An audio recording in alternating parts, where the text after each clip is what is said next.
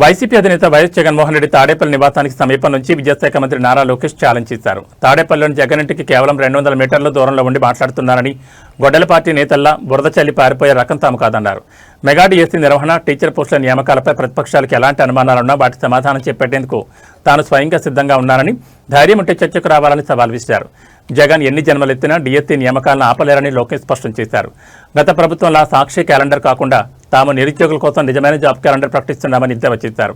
YCP హయాంలో ఒక్క DSC అయినా నిర్వహించి ఉంటే వారికి హారిజాంటల్, వర్టికల్ రిజర్వేషన్ల ప్రక్రియపై అవగాహన ఉండేదంటూ ఘాటు వ్యాఖ్యలు చేశారు.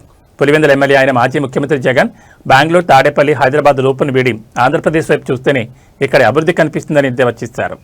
కరెక్ట్గా జగన్ ఇంటికి నేను తిప్పి కొడితే 200 మీటర్లు కొట్టలేను. I'm ready for debate any time. రమ్మని చెప్పండి. I'm ready for debate and discussion. అంతేగాని ఏసీ రూముల్లో కూర్చుని మాకు లెక్చర్లు ఇవ్వాల్సిన అవసరం. వాస్తవాలంటే బయట పెట్టండి. ఒకటని నిరూపించాడా? అయ్యా 240 కేసులు వేసాం. ఎందుకు ఆపలేదు డిఎస్సీ ప్రాసెస్? పారదర్శకంగా నడిపించాం. స్పోర్ట్స్ కోట కూడా పకడ్బందీగా నడిపించాం. మేము కమిటీ కూడా పెట్టాం. ఎవరికైనా అన్యాయం జరుగుంటే మీరు ఇలా కమిటీకి చెప్పండి.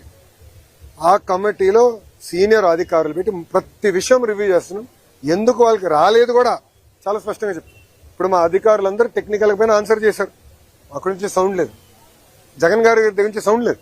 మళ్ళీ అదే అబద్ధం చెప్పేదానికి ప్రయత్నిస్తున్నారు. మేము ఇచ్చిన సమాధానానికి దానికి రెస్పాన్స్ మీరు ఇవ్వాలని నేను డిమాండ్ చేస్తాను. థ్యాంక్ యూ మా.